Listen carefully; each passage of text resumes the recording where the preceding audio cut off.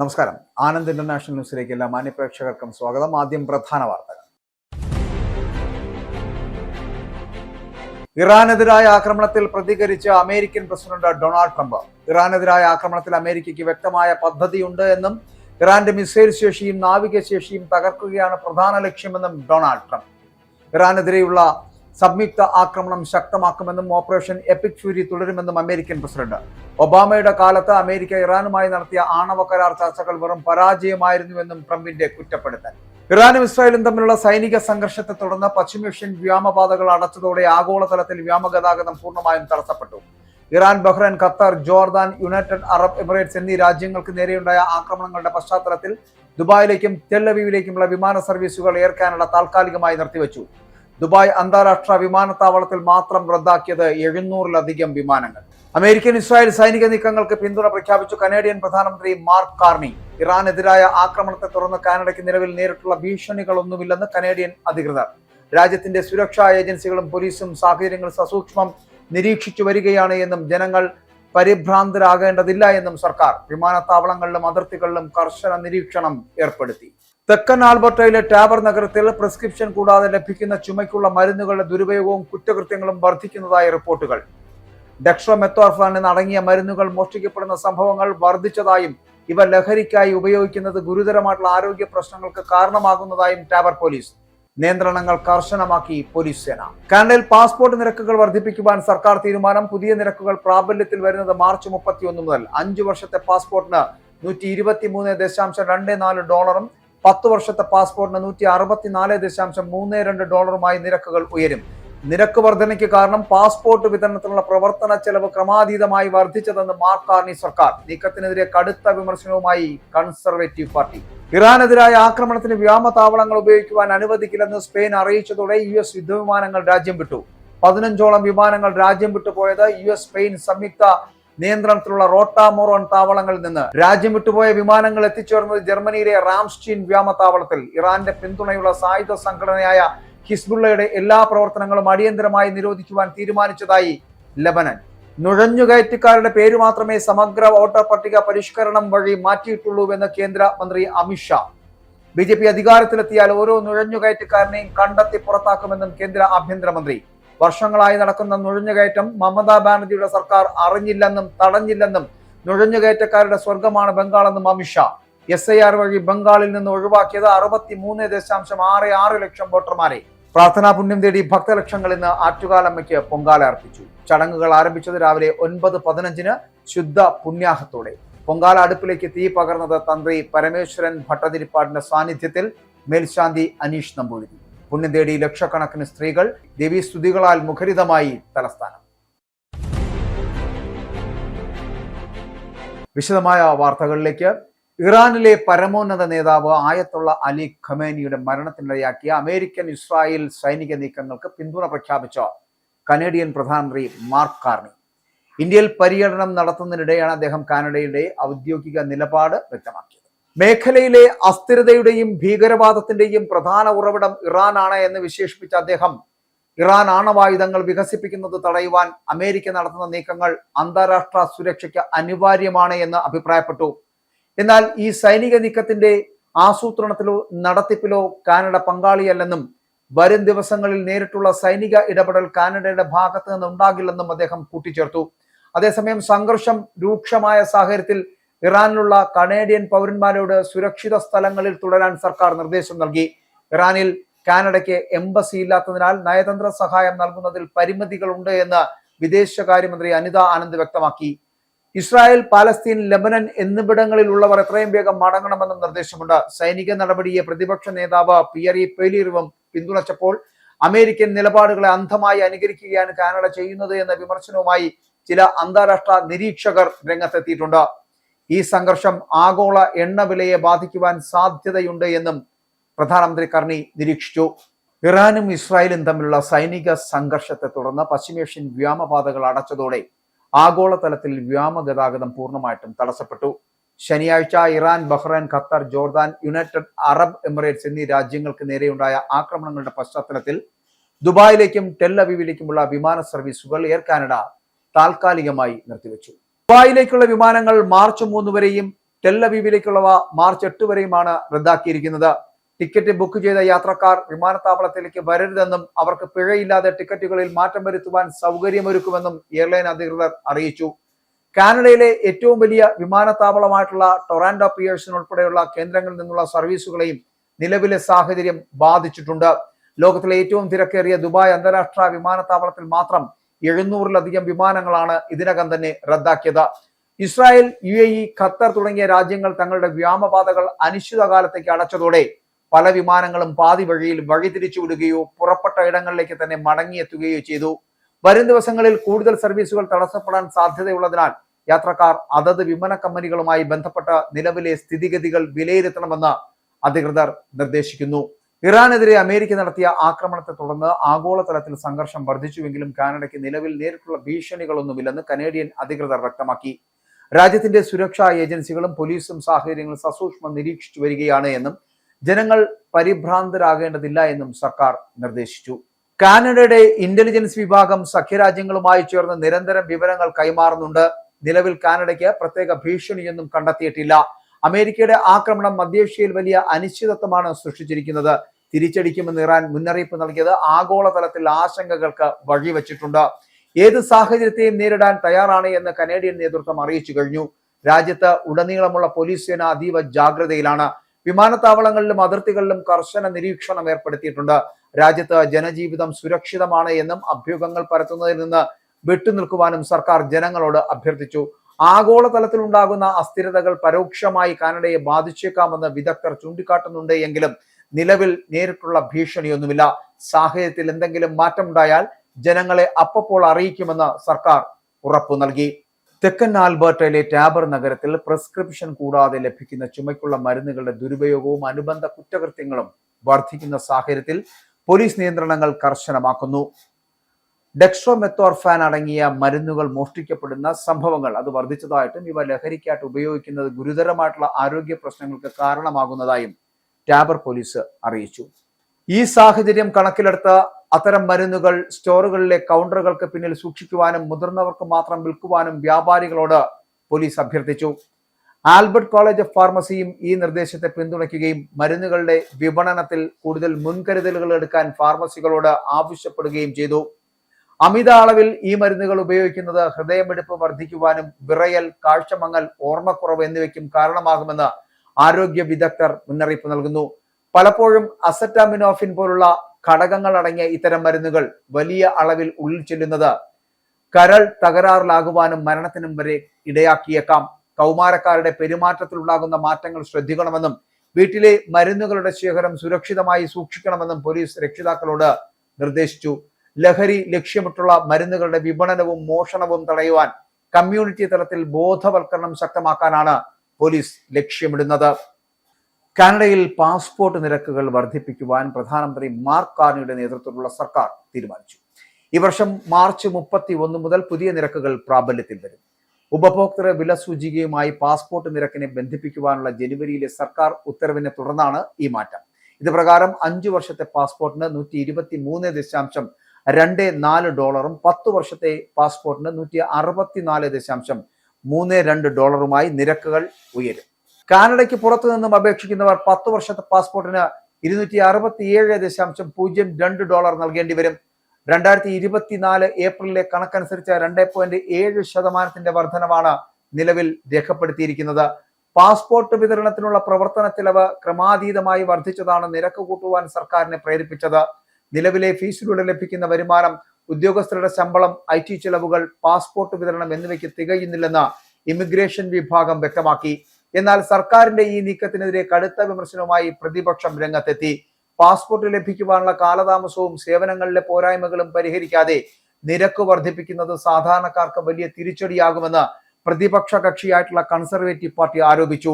കുറഞ്ഞ വരുമാനക്കാർക്കും വിദ്യാർത്ഥികൾക്കും ഈ വർധനവ് വലിയ സാമ്പത്തിക ബാധ്യതയുണ്ടാക്കുമെന്നാണ് വിലയിരുത്തപ്പെടുന്നത്. അമേരിക്കയുടെ ഇറാനെതിരായ ആക്രമണത്തിൽ പ്രതികരിച്ച് American president Donald Trump operation epic fury തുടരുമെന്ന് ട്രംപ് വ്യക്തമാക്കി. ഇറാനെതിരെയുള്ള സംയുക്ത ആക്രമണം ശക്തമാക്കുമെന്നും ട്രംപ് പറഞ്ഞു. ഇറാനെതിരായ ആക്രമണത്തിൽ അമേരിക്കയ്ക്ക് വ്യക്തമായ പദ്ധതിയുണ്ട് എന്നും ഇറാന്റെ മിസൈൽ ശേഷിയും നാവിക ശേഷിയും തകർക്കുകയാണ് അമേരിക്കയുടെ പ്രധാന ലക്ഷ്യമെന്നും ട്രംപ് വ്യക്തമാക്കി. ഇറാൻ അമേരിക്കൻ മുന്നറിയിപ്പുകൾ അവഗണിച്ച് ആണവ പദ്ധതിയുമായി മുന്നോട്ട് പോവുകയാണ്. ഇറാൻ ആണവായുധങ്ങൾ നിർമ്മിക്കുന്നത് ലോകത്തിന് ഭീഷണിയാണ്. അവരെ ഒരിക്കലും ആണവായുധങ്ങൾ കൈവശം വയ്ക്കുവാൻ അനുവദിക്കില്ല എന്നായിരുന്നു ട്രംപിന്റെ പ്രതികരണം. നിലവിൽ ഇറാന്റെ മിസൈൽ ശേഖരങ്ങളും സുരക്ഷാ കേന്ദ്രങ്ങളും കേന്ദ്രീകരിച്ച് ആക്രമണങ്ങൾ നടത്തി വരികയാണ് എന്നും ട്രംപ് വ്യക്തമാക്കി. യുദ്ധം എത്ര കാലം വരെയും തുടരാൻ അമേരിക്ക തയ്യാറാണ് എന്നും കരയുദ്ധത്തെക്കുറിച്ചും ചിന്തിക്കേണ്ട സാഹചര്യമുണ്ടെന്നും ട്രംപ് പറഞ്ഞു. നിലവിൽ 4 ആഴ്ച വരെ സംഘർഷം തുടരുമെന്നാണ് ട്രംപ് പറയുന്നത്. ഒബാമയുടെ കാലത്ത് അമേരിക്ക ഇറാനുമായി നടത്തിയ ആണവ കരാർ ചർച്ചകൾ വെറും പരാജയമായിരുന്നുവെന്നും ട്രംപ് കുറ്റപ്പെടുത്തി. ഇറാനെതിരായ US ആക്രമണത്തെക്കുറിച്ച് രാജ്യത്തെ അഭിസംബോധന ചെയ്ത് പ്രസംഗിക്കുകയായിരുന്നു ട്രംപ്. ഇറാനുമായുള്ള യുദ്ധത്തിൽ US വലുത് വരാനിരിക്കുന്നതേ ഉള്ളൂ എന്ന് ട്രംപ് CNN നൽകിയ അഭിമുഖത്തിലാണ് ട്രംപിന്റെ ഇത്തരത്തിലുള്ള പ്രഖ്യാപനം. ഇറാനെതിരെ അമേരിക്ക ശക്തമായ സൈനിക ആക്രമണം നടത്തുന്നുണ്ട്, എന്നാൽ വലുത് തുടങ്ങിയിട്ടില്ല. ഞങ്ങൾ അവരെ കനത്ത രീതിയിൽ ആക്രമിക്കും. ലോകത്തിലെ ഏറ്റവും ശക്തമായ സൈന്യമാണ് തങ്ങളുടേതെന്നും അത് ഉപയോഗിച്ചുകൊണ്ടായിരിക്കും വലിയ ആക്രമണം നടത്തുക എന്നും ട്രംപ് പറഞ്ഞു. സംഘർഷത്തിന്റെ ദൈർഘ്യം, ഇറാന്റെ തിരിച്ചടി നടപടികൾ, അധികാര അവകാശവുമായി ബന്ധപ്പെട്ട പദ്ധതികൾ എന്നിവയെക്കുറിച്ചും അദ്ദേഹം സംസാരിച്ചു. ഇറാനിലെ ഭരണകൂടത്തിനെതിരെയുള്ള നടപടികളിൽ അമേരിക്ക അധിക സഹായം നൽകുന്നുണ്ടോ എന്ന ചോദ്യത്തിന് ഉണ്ടെന്നും, എന്നാൽ ഇപ്പോൾ എല്ലാവരും വീടുകളിൽ തന്നെ തുടരുന്നതാണ് സുരക്ഷിതമെന്നും അദ്ദേഹം മറുപടി നൽകി. ആക്രമണം കൂടുതൽ ശക്തമാക്കുമെന്നും അദ്ദേഹം സൂചിപ്പിച്ചു. ഇതുവരെ തങ്ങൾ ശക്തമായി ആക്രമിച്ചിട്ടില്ല എന്നും വലുത് വരാനിരിക്കുന്നതേ ഉള്ളൂ എന്നും അദ്ദേഹം പറഞ്ഞു. യുദ്ധം എത്ര കാലം നീളുമെന്ന ചോദ്യത്തിന് ട്രംപിന്റെ മറുപടി ഏറെ നീളരുതെന്നാണ് തന്റെ ആഗ്രഹമെന്നും 4 ആഴ്ച നീണ്ടേക്കാമെന്നാണ് കരുതിയതെങ്കിലും ഇപ്പോൾ ഷെഡ്യൂളിനേക്കാൾ മുന്നിലാണ് എന്നും അദ്ദേഹം പറഞ്ഞു. Bahrain, Jordan, Kuwait, Qatar, UAE തുടങ്ങിയ അറബ് രാജ്യങ്ങളിലേക്ക് ഇറാൻ ആക്രമണം നടത്തിയതാണ് ഏറ്റവും വലിയ അതിശയമെന്നും അദ്ദേഹം പറയുന്നു. ഇറാൻ അറബ് രാജ്യങ്ങളെ ആക്രമിച്ചതോടെ കുറച്ചു മാത്രം ഇടപെടുമെന്ന് കരുതിയിരുന്ന അവർ സജീവമായി പോരാടുമെന്നും ട്രംപ് പറയുന്നു. അറബ് നേതാക്കളെ കുറിച്ച് സംസാരിക്കുമ്പോൾ അവർ കരുത്തും ബുദ്ധിയുമുള്ള ആളുകളാണ് എന്നുകൂടി ട്രംപ് കൂട്ടിച്ചേർത്തു. തന്ത്രപ്രധാനമായ ഹോർമൂസ് കടലിടുക്ക് അടച്ചതായി ഇസ്ലാമിക് റവല്യൂഷണറി ഗാർഡ് കോർപ്സിന്റെ അവകാശവാദം. കടലിടുക്ക് കടക്കാൻ ശ്രമിക്കുന്ന ഏത് കപ്പലും ആക്രമിക്കുമെന്നും IRGCയെ ഉദ്ധരിച്ചുകൊണ്ട് അൽ ജസീറ റിപ്പോർട്ട് ചെയ്തു. ഹോർമൂസ് കടലിടുക്ക് അടച്ചിരിക്കുകയാണ്. ആരെങ്കിലും അതുവഴി കടന്നു പോകാൻ ശ്രമിച്ചാൽ IRGCയുടെയും നാവികസേനയിലെയും ഹീറോകൾ അവരെ നിലംപരിശാക്കും. ഇതാണ് IRGCയുടെ കമാൻഡർ ഇൻ ചീഫിന്റെ മുതിർന്ന ഉപദേഷ്ടാവായിട്ടുള്ള ഇബ്രാഹിം ജബ്ബാരി പറഞ്ഞത്. ഇറാനിൽ നിന്നും ഒരു തുള്ളി എണ്ണ പോലും പുറത്തേക്ക് കൊണ്ടുപോകുവാൻ അനുവദിക്കില്ല എന്നുകൂടി ജബ്ബാരി പറയുന്നു. ഞങ്ങൾ ഓയിൽ പൈപ്പ് ലൈനുകളെയും ആക്രമിക്കും. ഒരു തുള്ളി എണ്ണ പോലും ഈ മേഖല വിട്ട് പുറത്തേക്ക് കൊണ്ടുപോകുവാൻ അനുവദിക്കില്ല എന്നും വരും ദിവസങ്ങളിൽ എണ്ണവില $200 എത്തുമെന്നും ഈ മേഖലയിൽ എണ്ണയെ മാത്രം ആശ്രയിച്ച് ശതകോടിക്കണക്കിന് ഡോളറിന്റെ കടം അമേരിക്കയ്ക്കുണ്ട് എന്നും അവർ പറയുന്നു. എന്നാൽ ഒരു തുള്ളി എണ്ണ അവരിലേക്ക് ഇനി എത്തില്ല എന്നാണ് ജബ്ബാരിയുടെ പ്രസ്താവന. ലോകത്തെ ഏറ്റവും തന്ത്രപ്രധാനമായ കപ്പൽശാലാണ് ഹോർമൂസ്. പേർഷ്യൻ ഗൾഫിനെയും ഒമാൻ കടലിടുക്കിനെയും ബന്ധിപ്പിക്കുന്ന ഇടുങ്ങിയ ജലപാതയായ ഇവിടം ലോകത്തിലെ ഏറ്റവും വലിയ ക്രൂഡ് ഓയിൽ കാരിയറുകളെ വഹിച്ചുള്ള കപ്പലുകളുടെ സഞ്ചാര പഥം കൂടിയാണ്. Iraq, Saudi Arabia, Kuwait, Bahrain, Qatar എന്നീ പശ്ചിമേഷ്യൻ രാജ്യങ്ങളിൽ നിന്നുള്ള ക്രൂഡ് ഓയിലുമായി എണ്ണക്കപ്പലുകൾ ഇതുവഴിയാണ് സഞ്ചരിക്കുക. പ്രതിദിനം 300 കപ്പലുകൾ ഇതുവഴി കടന്നു പോകുന്നുവെന്നാണ് കണക്കുകൾ. ഹോർമൂസ് കടലിടുക്ക് അടച്ചാൽ ആഗോള വിപണിയിലെ എണ്ണ വ്യാപാരം പ്രതിസന്ധിയിലാവുകയും വില കുതിച്ചുയരുകയും ചെയ്യും. മിഡിൽ ഈസ്റ്റിലെ യുദ്ധം രൂക്ഷമായതോടെ ഇതിനോടകം തന്നെ ക്രൂഡ് ഓയിൽ വില കുതിച്ചുയരുകയാണ്. തിങ്കളാഴ്ച രാവിലെ ക്രൂഡ് ഓയിൽ വില 7% ഉയർന്ന് സമീപകാലത്തെ ഏറ്റവും ഉയർന്ന നിലയിലെത്തിയിരുന്നു. ഇറാനെതിരായ ആക്രമണത്തിന് വ്യോമതാവളങ്ങൾ ഉപയോഗിക്കുവാൻ അനുവദിക്കില്ലെന്ന് സ്പെയിൻ അറിയിച്ചതോടെ US യുദ്ധവിമാനങ്ങൾ രാജ്യം വിട്ടു. US സ്പെയിൻ സംയുക്ത നിയന്ത്രണത്തിലുള്ള റോട്ട, മൊറോൺ താവളങ്ങളിൽ നിന്നാണ് 15 വിമാനങ്ങൾ പോയത്. ജർമ്മനിയിലെ റാംസ്റ്റീൻ വ്യോമതാവളത്തിലേക്കാണ് ഇവ എത്തിച്ചേർന്നത്. സ്പെയിനിന്റെ പരമാധികാരത്തിലുള്ള സൈനിക താവളങ്ങൾ ഇറാനെതിരായ ആക്രമണത്തിന് ഉപയോഗിക്കുവാൻ അനുവദിക്കില്ലെന്ന് വിദേശകാര്യമന്ത്രി ഹോസെ മാനുവൽ അൽബാരസയാണ് പ്രഖ്യാപിച്ചത്. ഇറാനെ ആക്രമിച്ചതിനും സ്പെയിൻ അപലപിച്ചിരുന്നു. മേഖലയിലെ മറ്റു രാജ്യങ്ങളിൽ നിന്ന് വ്യത്യസ്തമായ ഈ നിലപാട് US-ഉമായുള്ള ബന്ധത്തിൽ വിള്ളൽ വീഴ്ത്താൻ സാധ്യതയുണ്ട്. ഇറാനെതിരായ ആക്രമണത്തിന് താവളങ്ങൾ ഉപയോഗിക്കുവാൻ അനുവദിക്കില്ലെന്ന് ബ്രിട്ടനും തുടക്കത്തിൽ തന്നെ നിലപാടെടുത്തിരിക്കുന്നു. ഇത് അമേരിക്കയ്ക്ക് തിരിച്ചടിയാണ്. ഇറാന്റെ പിന്തുണയുള്ള സായുധ സംഘമായ ഹിസ്ബുള്ളയുടെ എല്ലാ പ്രവർത്തനങ്ങളും അടിയന്തരമായി നിരോധിക്കുവാൻ ലെബനൻ തീരുമാനിച്ചതായി പ്രധാനമന്ത്രി നവഫ് സലാം അറിയിച്ചു. ഹിസ്ബുള്ളയുടെ ആക്രമണത്തിന് തിരിച്ചടിയായി ഇസ്രായേലിന്റെ ഭാഗത്ത് നിന്ന് ലെബനിലേക്ക് ആക്രമണം ശക്തമായ സാഹചര്യത്തിലാണ് ഈ അസാധാരണമായ തീരുമാനം. സർക്കാരിലും പാർലമെന്റിലും പ്രാതിനിധ്യമുള്ള സംഘമാണ് ഹിസ്ബുള്ള. ഇസ്രായേലിനെതിരെ ഹിസ്ബുള്ള ആക്രമണം ആരംഭിച്ചതിന് പിന്നാലെയാണ് പ്രധാനമന്ത്രി ഈ തീരുമാനം പ്രഖ്യാപിച്ചത്. അടിയന്തര മന്ത്രിസഭാ യോഗം ചേർന്നാണ് തീരുമാനമെടുത്തത്. ലെബനന്റെ മണ്ണിൽ നിന്ന് ഹിസ്ബുള്ള നടത്തുന്ന എല്ലാ സൈനിക സുരക്ഷാ നടപടികളും തള്ളിക്കളയുമെന്നും അവ നിരോധിക്കണമെന്നും സലാം അറിയിച്ചു. അത് നിയമവിരുദ്ധമാണ് എന്നും ആയുധങ്ങൾ ഹിസ്ബുള്ള കൈമാറണമെന്നും നിർദ്ദേശിക്കുകയും ചെയ്തു. ഉത്തരവ് അടിയന്തരമായി നടപ്പാക്കാൻ സൈന്യത്തോടും സുരക്ഷാ ഏജൻസികളോടും അദ്ദേഹം നിർദ്ദേശിച്ചു. ഇസ്രായേലിനെതിരെ റോക്കറ്റ് അയക്കുന്നവരെയും അതിനെ പ്രേരിപ്പിക്കുന്നവരെയും അറസ്റ്റ് ചെയ്യുവാൻ സുരക്ഷാ ഏജൻസികളോട് നിർദ്ദേശം നൽകി. ഹിസ്ബുള്ളയുമായി ബന്ധമുള്ള രാഷ്ട്രീയ കക്ഷിയായിട്ടുള്ള അമാൽ മൂവ്മെന്റിലെ 2 മന്ത്രിമാരും ഹിസ്ബുള്ളയിൽ നിന്നുള്ള ഒരു മന്ത്രിയും തീരുമാനം അംഗീകരിച്ചതായി അധികൃതർ പറയുന്നു. ആറ്റുകാൽ ദേവി ഭക്തരുടെ നേതൃത്വത്തിൽ ലണ്ടനിലെ ന്യൂഹാം മാനർ പാർക്കിലുള്ള ശ്രീമുരുകൻ ക്ഷേത്രത്തിൽ വർഷം തോറും നടത്തിവരുന്ന ആറ്റുകാൽ പൊങ്കാലയുടെ 19ാമത് സമർപ്പണം 2026 മാർച്ച് 3-ന് ഭക്തി നിർഭരമായി ആചരിക്കുകയാണ്. തിരുവനന്തപുരം ആറ്റുകാൽ ഭഗവതി ക്ഷേത്രത്തിൽ പൊങ്കാല നേർച്ച സമർപ്പിച്ച ദേവി കൃപയും പുണ്യവും പൊങ്കാലയ്ക്കുള്ള അവസരവും യുകെയിലെ ദേവി ഭക്തർക്കായി ഒരുക്കണമെന്ന ആഗ്രഹത്തിൽ ഡോക്ടർ ഓമന ഗംഗാധരന്റെ നേതൃത്വത്തിൽ ലണ്ടനിലെ ആറ്റുകാൽ സിസ്റ്റേഴ്സ് തുടക്കം കുറിച്ച പൊങ്കാലയുടെ 19ാമത് വാർഷികവും മാർച്ച് 3-ന് ഒപ്പം തന്നെ ശ്രീമുരുകൻ മഹാക്ഷേത്രത്തിൽ നടത്തപ്പെടുകയാണ്. ബ്രിട്ടനിലെ നിരാലംബരാട്ട സ്ത്രീകളുടെ സഹായത്തിനും ഉന്നമനത്തിനും ശക്തി സ്രോതസ്സായി നിലകൊള്ളുന്ന ബ്രിട്ടീഷ് ഏഷ്യൻ വുമൻസ് നെറ്റ്വർക്ക് കൂട്ടായ്മയുടെ ചെയറും സാമൂഹ്യ പ്രവർത്തകയും എഴുത്തുകാരിയുമായിട്ടുള്ള ഡോക്ടർ ഓമന ഗംഗാധരനാണ് ലണ്ടനിലെ ആറ്റുകാൽ പൊങ്കാലയ്ക്ക് തുടക്കം കുറിച്ച് നാളിതുവരെയായി നേതൃത്വം നൽകിപ്പോരുന്നത്. മുൻ സിവിക് മേയറും യുകെയിലെ ആദ്യ മലയാളി കൗൺസിലറുമാണ് ഡോക്ടർ ഓമന ഗംഗാധരൻ. മാർച്ച് 3-ന് രാവിലെ 9:30 പൂജാതി കർമ്മങ്ങൾ ആരംഭിക്കുകയും ഉച്ചപൂജയോടെ സമാപിക്കുന്നതുമാണ് ഇപ്രാവശ്യത്തെ ആറ്റുകാൽ പൊങ്കാല ഉത്സവം. നവാഗതരായ ധാരാളം ദേവീ ഭക്തരുടെ സാന്നിധ്യവും സാമീപ്യവും യുകെയിൽ വർദ്ധിച്ച സാഹചര്യത്തിൽ ഇത്തവണ വിവിധ ഭാഗങ്ങളിൽ നിന്നുമായി വലിയ പങ്കാളിത്തമാണ് സംഘാടകർ സമിതി തന്നെ പ്രതീക്ഷിച്ചിരിക്കുന്നത്. നിരവധി ജീവകാരുണ്യ പ്രവർത്തനങ്ങൾ നടത്തിപ്പോരുന്ന British Asian women's network London breast cancer സൊസൈറ്റിയുടെ മുഖ്യ പ്രായോജകരുമാണ്. ഈ വർഷത്തെ ഫണ്ട് സെന്റ് ജോസഫ് ഹോബ്സ് ഹാഗിനിലെ ക്യാൻസർ രോഗികളുടെ അന്തിമ പരിചരണ സെന്ററിലേക്കാവും ഇപ്രാവശ്യം നൽകുക. ബഹുമാനപ്പെട്ട മന്ത്രി സ്റ്റീഫൻ ടിംസിന്റെ സാന്നിധ്യത്തിൽ ധനസഹായ നിധി പിന്നീട് കൈമാറും. ഇനി ഇന്നത്തെ വിനിമയ നിരക്ക്. ഒരു പൗണ്ട് 123.05 ഇന്ത്യൻ രൂപ, ഒരു പൗണ്ട് 1.15 യൂറോ, ഒരു US ഡോളർ 91.96 ഇന്ത്യൻ രൂപ, ഒരു യൂറോ 107.39 ഇന്ത്യൻ രൂപ, ഒരു പൗണ്ട് 1.34 US ഡോളർ, ഒരു കനേഡിയൻ ഡോളർ 67.27 ഇന്ത്യൻ രൂപ. ഇടവേള.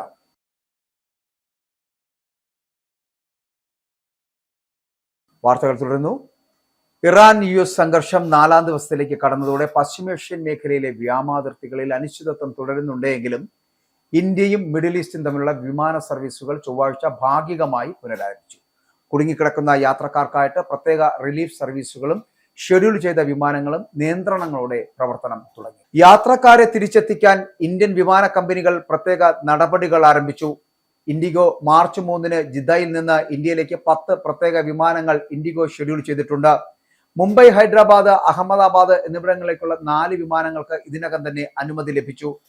മാർച്ച് 3-4 തീയതികളിൽ മുംബൈ, ജദ്ദ, മുംബൈ സെക്ടറിൽ പ്രത്യേക സർവീസുകൾ നടത്തുമെന്ന് ആകാശ എയർ അറിയിച്ചിരിക്കുന്നു. എന്നാൽ അബുദാബി, ദോഹ, കുവൈറ്റ്, റിയാദ് എന്നിവിടങ്ങളിലേക്കുള്ള വിമാനങ്ങൾ മാർച്ച് 4 വരെ നിർത്തിവച്ചിരിക്കുകയാണ്. ഇറാനെതിരായ ഇസ്രായേൽ US സംയുക്ത ആക്രമണത്തെ തുടർന്ന് പശ്ചിമേഷ്യയിൽ യുദ്ധഭീതി നിലനിൽക്കെ ബഹ്റൈൻ രാജാവുമായിട്ട് സൗദി രാജകുമാരനുമായിട്ടും ഫോണിൽ സംസാരിച്ച് പ്രധാനമന്ത്രി നരേന്ദ്രമോദി. ബഹ്റൈൻ രാജാവ് ഹമദ് ബിൻ ഇസ അൽ ഖലീഫുമായി അദ്ദേഹം സംസാരിച്ചു. പിന്നാലെ സൗദി അറേബ്യയുടെ കിരീടാവകാശിയും പ്രധാനമന്ത്രിയുമായിട്ടുള്ള മുഹമ്മദ് ബിൻ സൽമാൻ അൽ സൗദുമായിട്ടും മോദി സംസാരിച്ചു. ഇരു രാജ്യങ്ങൾക്കുമെതിരായ ആക്രമണങ്ങളെ അപലപിച്ച മോദി ഇവിടങ്ങളിലെ ഇന്ത്യൻ സമൂഹത്തിന്റെ ക്ഷേമത്തെക്കുറിച്ച് ചർച്ചകളും നടത്തി. 2 നേതാക്കളുമായിട്ടുള്ള ടെലിഫോൺ സംഭാഷണത്തിനിടെ സമാധാനം എത്രയും വേഗം പുനഃസ്ഥാപിക്കപ്പെടേണ്ടത് പ്രധാനമാണ് എന്നും ഈ ദുഷ്കര ഘട്ടത്തിൽ അവിടെ താമസിക്കുന്ന ഇന്ത്യൻ സമൂഹത്തിന്റെ ക്ഷേമത്തിന് ശ്രദ്ധ നൽകിയതിന് നന്ദി പറയുന്നതായിട്ടും പ്രധാനമന്ത്രി പറഞ്ഞു.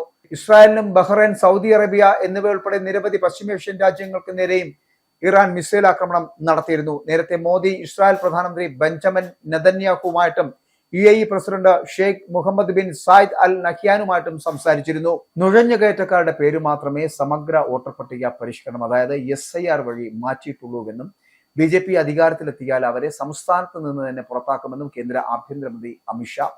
BJPയുടെ പരിവർത്തന യാത്രയുടെ ഉദ്ഘാടനം ചെയ്യുമ്പോഴാണ് അമിത്ഷാ കടുത്ത വാക്കുകൾ ഉപയോഗിച്ചത്. വർഷങ്ങളായി നടക്കുന്ന നുഴഞ്ഞുകയറ്റം മമതാ ബാനർജിയുടെ സർക്കാർ തടഞ്ഞില്ല എന്നും കേന്ദ്രമന്ത്രി ആരോപിച്ചു. BJP വന്നാൽ ഓരോ നുഴഞ്ഞുകയറ്റക്കാരനെയും കണ്ടെത്തി പുറത്താക്കുമെന്നും അദ്ദേഹം പറഞ്ഞു. SIR വഴി 63.66 ലക്ഷം വോട്ടർമാരെയാണ് ബംഗാളിൽ നിന്ന് ഒഴിവാക്കിയത്. 60.06 ലക്ഷം പേരെ സംശയ പട്ടികയിലും ഉൾപ്പെടുത്തി. ബംഗാളിലുള്ള ഹിന്ദുക്കളായ അഭയാർത്ഥികൾക്ക് പൗരത്വം നഷ്ടപ്പെടില്ല എന്ന് താൻ ഉറപ്പു നൽകുന്നതായി അമിത്ഷാ പറഞ്ഞു. നുഴഞ്ഞുകയറ്റക്കാരുടെ സ്വർഗമാണ് ബംഗാൾ. കടുത്ത അഴിമതിയാണ് ഈ സംസ്ഥാനത്ത് നടക്കുന്നത് എന്നും മന്ത്രി പറഞ്ഞു. ബംഗ്ലാദേശി നുഴഞ്ഞുകയറ്റക്കാരെ കണ്ടെത്തി പട്ടികയിൽ നിന്ന് ഒഴിവാക്കി നാട് കടത്തുന്ന അസം മോഡൽ ബംഗാളിലും നടപ്പാക്കുമെന്ന് BJPയുടെ ദേശീയ അധ്യക്ഷൻ നിതിൻ നവീൻ പറഞ്ഞു. മാൾഡ ജില്ലയിൽ പരിവർത്തന യാത്രയിൽ പ്രസംഗിക്കുകയായിരുന്നു നിതിൻ. പ്രാർത്ഥനാ പുണ്യം തേടി ഭക്തലക്ഷങ്ങൾ ഇന്ന് ആറ്റുകാലമ്മയ്ക്ക് പൊങ്കാല അർപ്പിച്ചു. കുംഭമാസത്തിലെ പൂരം നാളും പൗർണമിയും ഒത്തുചേർന്ന ദിവസമായ ഇന്ന് രാവിലെ 9:15 ആറ്റുകാൽ ഭഗവതി ക്ഷേത്രത്തിൽ ശുദ്ധ പുണ്യാഹത്തോടു കൂടിയായിരുന്നു ചടങ്ങുകൾ ആരംഭിച്ചത്. 9:45 പൊങ്കാല അടുപ്പുപെട്ട് ചടങ്ങുകൾ. കണ്ണകി ചരിതത്തിൽ പാണ്ഡ്യരാജാവിന്റെ വധം നടത്തുന്ന ഭാഗം തോറ്റംപാട്ടുകാർ പാടിക്കഴിഞ്ഞപ്പോൾ തന്ത്രി പരമേശ്വരൻ ഭട്ടതിരിപ്പാടിന്റെ സാന്നിധ്യത്തിൽ മേൽശാന്തി അനീഷ് നമ്പൂതിരി ശ്രീകോവിലിൽ നിന്നും ദീപം ക്ഷേത്ര തിടപ്പള്ളിയിലെ പൊങ്കാല അടുപ്പിലേക്ക് പകർന്നു. തുടർന്ന് ദീപം സഹമേൽശാന്തി ഏറ്റുവാങ്ങി വലിയ തിടപ്പള്ളിയിലും ക്ഷേത്രത്തിന് മുൻവശത്തൊരുക്കിയിട്ടുള്ള പണ്ടാര അടുപ്പിലും ജ്വലിപ്പിച്ചു. ഇതേസമയം ഭക്തർ തയ്യാറാക്കിയ അടുപ്പുകൾ കത്തിക്കുവാനുള്ള വിളംബരമായി ചെണ്ടമേളവും കരിമരുന്ന് പ്രയോഗവും മുഴങ്ങി. പണ്ടാര അടുപ്പിൽ നിന്ന് പകരുന്ന ദീപം ഏറ്റുവാങ്ങി ഭക്തർ സ്വന്തം അടുപ്പുകളിൽ ജ്വലിപ്പിച്ചതോടെ നഗരം യാഗശാലയായി. 12:15 ഉച്ചപൂജയ്ക്ക് ശേഷമാണ് പൊങ്കാല നൈവേദ്യം നടന്നത്. 350 പൂജാരിമാരെ ഇതിനായിട്ട് നിയോഗിച്ചിട്ടുണ്ട്. ചന്ദ്രഗ്രഹണമായതിനാൽ ഉച്ച കഴിഞ്ഞ് 3:10 മുതൽ രാത്രി 7 വരെ ക്ഷേത്ര ദർശനം ഉണ്ടാകില്ല. രാത്രി 8:30 കുത്തിയോട്ട ബാലന്മാരെ ചുഴൽകുത്തും. 10:45 മണക്കാട് ധർമ്മശാസ്ത്ര ക്ഷേത്രത്തിലേക്ക് ദേവിയുടെ എഴുന്നള്ളത്തും പുറപ്പെടും.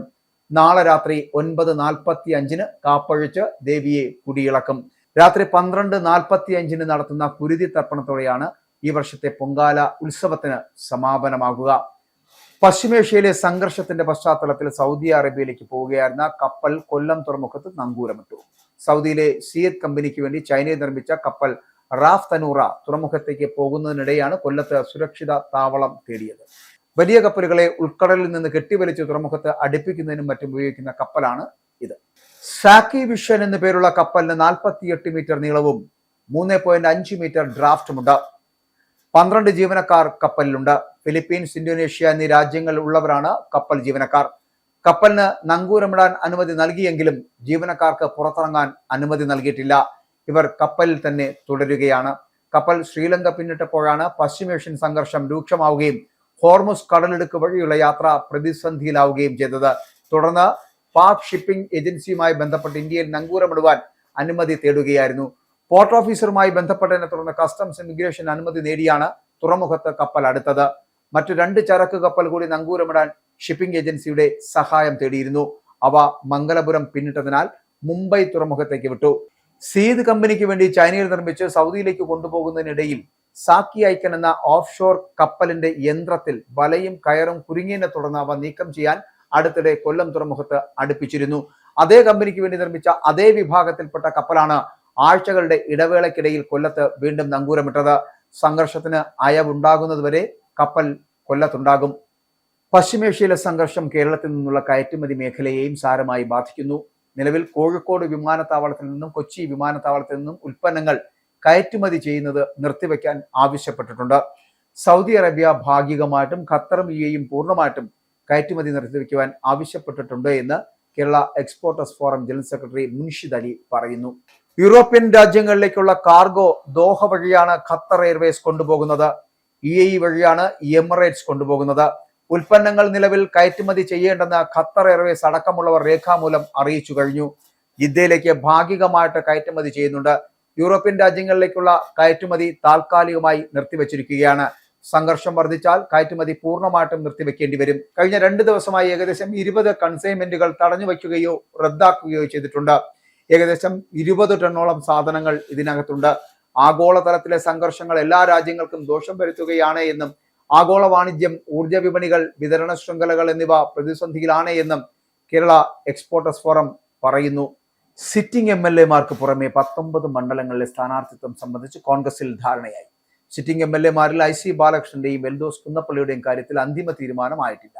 സുൽത്താൻ ബത്തേരിയിലോ മാനന്തവാടിയിലോ ബ്ലോക്ക് പഞ്ചായത്ത് പ്രസിഡന്റ് ഉഷ വിജയന്റെ പേര് ഹൈക്കമാൻഡ് നിർദ്ദേശിച്ചു. IC ബാലകൃഷ്ണൻ മത്സരിക്കുകയാണെങ്കിൽ ഉഷ വിജയൻ മാനന്തവാടിയിലാകും മത്സരിക്കുക. കെ ബാബുവും രാഹുൽ മാങ്കൂട്ടത്തിലുമാണ് ഒഴിവാകുന്ന മറ്റു രണ്ടുപേർ.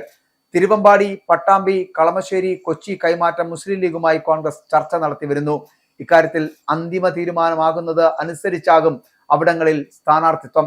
തൃശൂരിൽ പത്മജ വേണുഗോപാൽ BJPക്കായി മത്സരിച്ചാൽ കെ കരുണാകരന്റെ കുടുംബത്തോട് ഏറ്റവും അടുപ്പം പുലർത്തിയിരുന്ന TV ചന്ദ്രമോഹനാകും കോൺഗ്രസ് സ്ഥാനാർത്ഥി. പത്മജ അല്ലെങ്കിൽ DCC പ്രസിഡന്റ് ജോസഫ് ടാജറ്റ് ആകും സ്ഥാനാർത്ഥി. കണ്ണൂരിൽ അമൃത രാമകൃഷ്ണനാണെന്ന് ഏകദേശം ഉറപ്പിച്ചു കഴിഞ്ഞു. ചെങ്ങന്നൂരിൽ ബിനു ചുള്ളിയിൽ, മറിയം ഉമ്മൻചാണ്ടി എന്നിവരുടെയൊക്കെ പേരുകൾ പരിഗണിക്കപ്പെടുന്നുണ്ട്.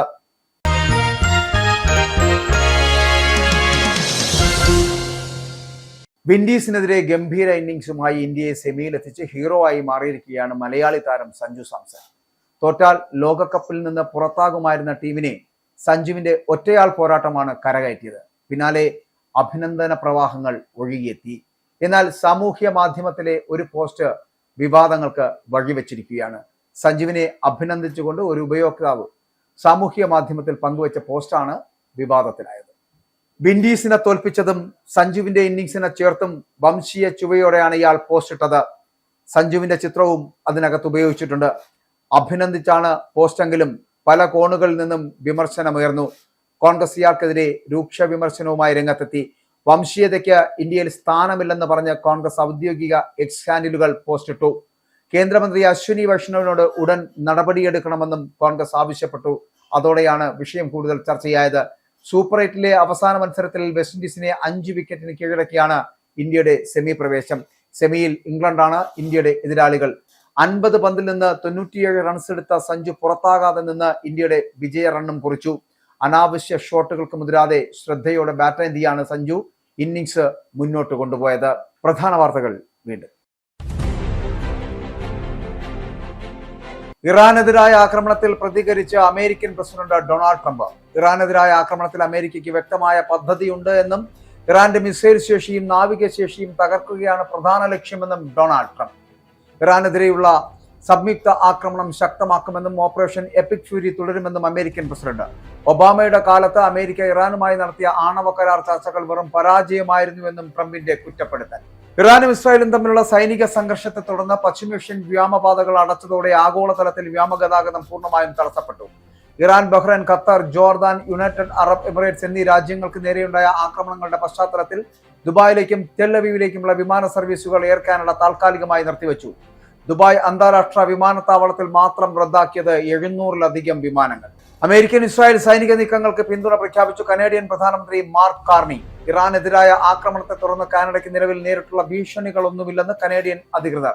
രാജ്യത്തിന്റെ സുരക്ഷാ ഏജൻസികളും പോലീസും സാഹചര്യങ്ങൾ സസൂക്ഷ്മം നിരീക്ഷിച്ചു വരികയാണ് എന്നും ജനങ്ങൾ പരിഭ്രാന്തരാകേണ്ടതില്ല എന്നും സർക്കാർ. വിമാനത്താവളങ്ങളിലും അതിർത്തികളിലും കർശന നിരീക്ഷണം ഏർപ്പെടുത്തി. തെക്കൻ ആൽബർട്ടയിലെ ടാബർ നഗരത്തിൽ പ്രിസ്ക്രിപ്ഷൻ കൂടാതെ ലഭിക്കുന്ന ചുമയ്ക്കുള്ള മരുന്നുകളുടെ ദുരുപയോഗവും കുറ്റകൃത്യങ്ങളും വർദ്ധിക്കുന്നതായി റിപ്പോർട്ടുകൾ. ഡെക്സ്ട്രോമെത്തോർഫാൻ എന്നടങ്ങിയ മരുന്നുകൾ മോഷ്ടിക്കപ്പെടുന്ന സംഭവങ്ങൾ വർദ്ധിച്ചതായും ഇവ ലഹരിക്കായി ഉപയോഗിക്കുന്നത് ഗുരുതരമായിട്ടുള്ള ആരോഗ്യ പ്രശ്നങ്ങൾക്ക് കാരണമാകുന്നതായും ടാബർ പോലീസ്.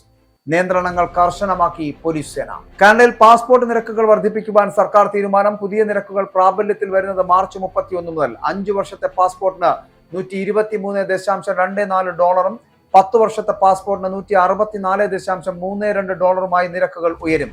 നിരക്ക് വർധനയ്ക്ക് കാരണം പാസ്പോർട്ട് വിതരണത്തിനുള്ള പ്രവർത്തന ചെലവ് ക്രമാതീതമായി വർദ്ധിച്ചതെന്ന് മാർക്ക് കാർണി സർക്കാർ. നീക്കത്തിനെതിരെ കടുത്ത വിമർശനവുമായി കൺസർവേറ്റീവ് പാർട്ടി. ഇറാനെതിരായ ആക്രമണത്തിന് വ്യോമതാവളങ്ങൾ ഉപയോഗിക്കുവാൻ അനുവദിക്കില്ലെന്ന് സ്പെയിൻ അറിയിച്ചതോടെ US യുദ്ധവിമാനങ്ങൾ രാജ്യം വിട്ടു. 15ഓളം വിമാനങ്ങൾ രാജ്യം വിട്ടുപോയത് US സ്പെയിൻ സംയുക്ത നിയന്ത്രണത്തിലുള്ള റോട്ടാമോറോൺ താവളങ്ങളിൽ നിന്ന്. രാജ്യം വിട്ടുപോയ വിമാനങ്ങൾ എത്തിച്ചേർന്നത് ജർമ്മനിയിലെ റാംസ്റ്റീൻ വ്യോമതാവളത്തിൽ. ഇറാന്റെ പിന്തുണയുള്ള സായുധ സംഘടനയായ ഹിസ്ബുള്ളയുടെ എല്ലാ പ്രവർത്തനങ്ങളും അടിയന്തരമായി നിരോധിക്കുവാൻ തീരുമാനിച്ചതായി ലബനൻ.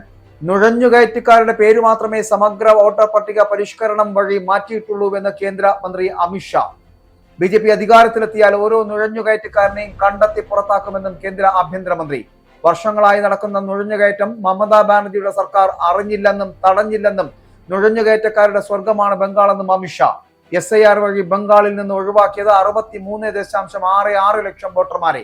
പ്രാർത്ഥനാ പുണ്യം തേടി ഭക്തലക്ഷങ്ങൾ ഇന്ന് ആറ്റുകാലമ്മയ്ക്ക് പൊങ്കാല അർപ്പിച്ചു. ചടങ്ങുകൾ ആരംഭിച്ചത് രാവിലെ 9:15 ശുദ്ധ പുണ്യാഹത്തോടെ. പൊങ്കാല അടുപ്പിലേക്ക് തീ പകർന്നത് തന്ത്രി പരമേശ്വരൻ ഭട്ടതിരിപ്പാടിന്റെ സാന്നിധ്യത്തിൽ മേൽശാന്തി അനീഷ് നമ്പൂതിരി. പുണ്യം തേടി ലക്ഷക്കണക്കിന് സ്ത്രീകൾ ദേവീസ്തുതികളാൽ മുഖരിതമായി തലസ്ഥാനം. ഈ വാർത്താ ബുള്ളറ്റിൻ പൂർണ്ണമാകുന്നു. നമസ്കാരം.